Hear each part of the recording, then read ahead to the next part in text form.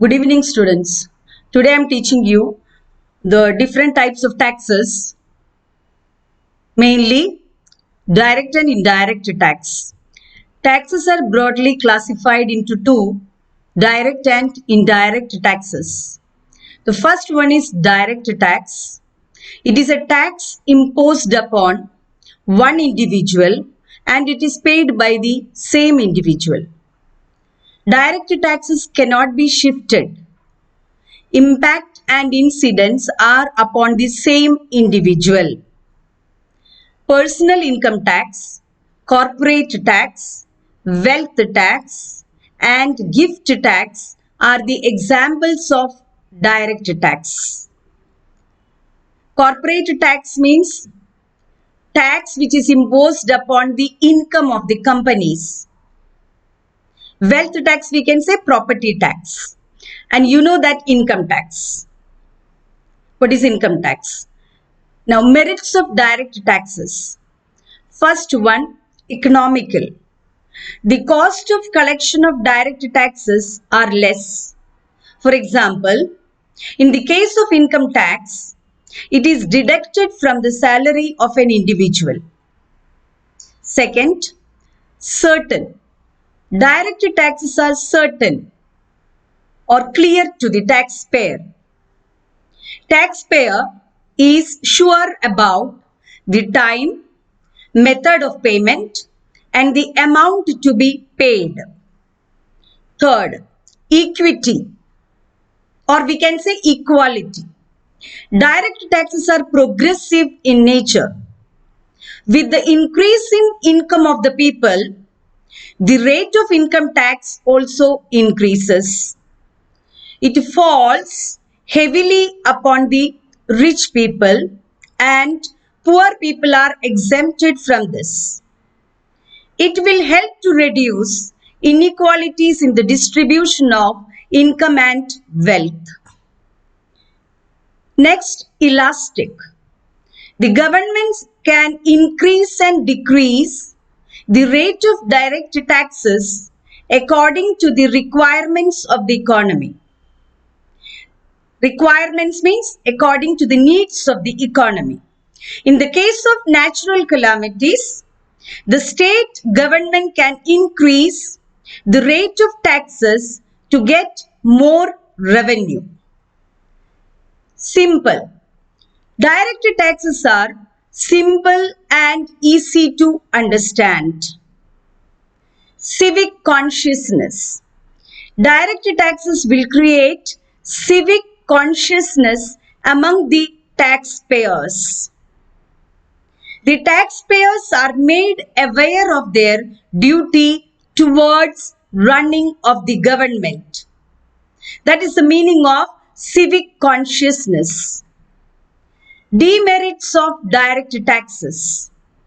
First one, unpopular. These taxes are not popular because they cannot be shifted and they create burden upon the taxpayer as they have to pay directly out of their income. Second, inconvenient. Direct taxes are inconvenient to the payer as he has to fulfill number of formalities related to his source of income. Taxpayers have to take the help of income tax experts since the various sections of the Income Tax Acts are complicated. Next, arbitrary. It is very difficult to measure accurately the ability to pay of the taxpayers. Therefore, direct taxes may not put equal burden upon the people. Next, tax evasion. It means the tendency of the taxpayers to escape from the payment of tax. Taxpayers may find various ways to avoid the payment of tax. Next, it discourages saving and investment. When people know that with the increase in their income and wealth, they will have to pay large amount of income in the form of taxes, they are unwilling to save and invest more. It will slow down the rate of economic growth. Now the second tax, indirect taxes. Indirect taxes are imposed upon the producers but are paid by the consumer. Producers will shift the tax burden upon the consumers by increasing the price of commodities. Sales tax, excise duty, customs duty, service tax are the examples of indirect tax. Now, merits of indirect taxes. First one, convenient to pay. The indirect taxes are included in the prices of goods and services.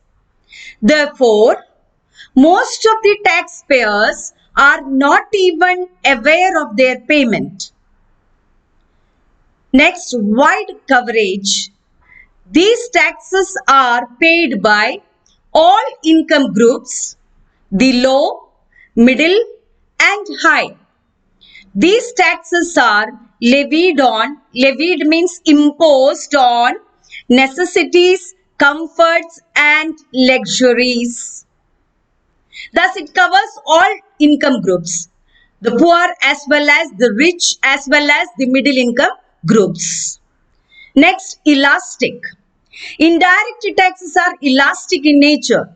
The government can increase or decrease the rate of excise duties and customs duties according to their requirements.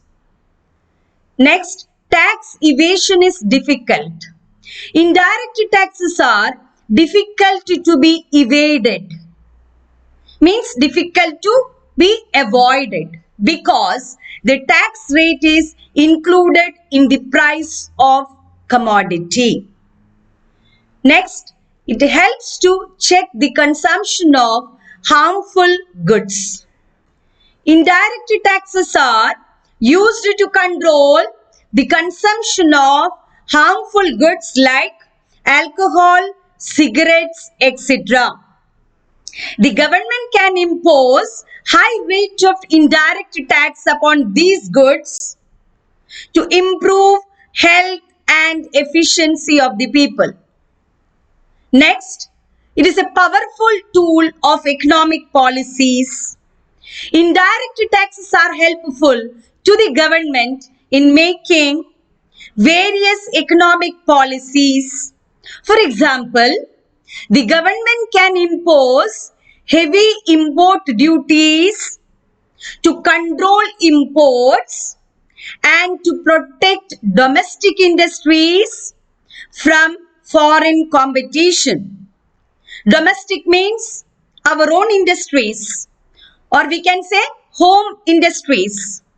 Now, demerits of indirect taxes. First one, regressive and unjust.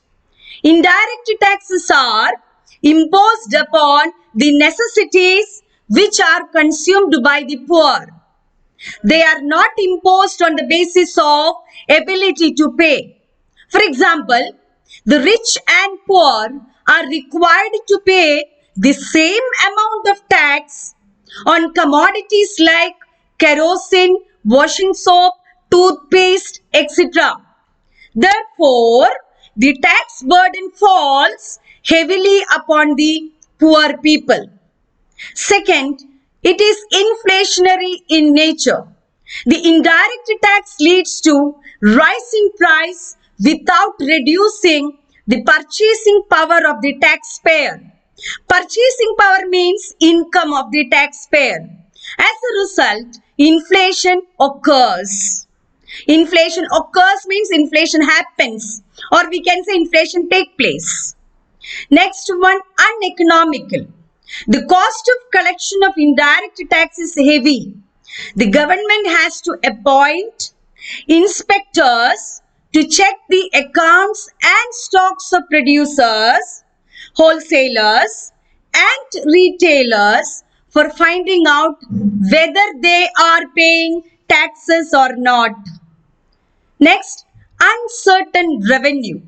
The revenue from indirect tax is uncertain because it is not possible to estimate accurately, clearly. Accurately means clearly the effect of such tax on production. If the government impose high excise duty upon luxury good which is consumed by rich people, its price will increase and it may decrease its demand. Next, lack of civic consciousness. A person who purchases a commodity does not know that he is paying a tax to the government along with the price of a commodity. Therefore, such taxes do not create civic consciousness, means civic responsibility among the taxpayers. Thank you, students.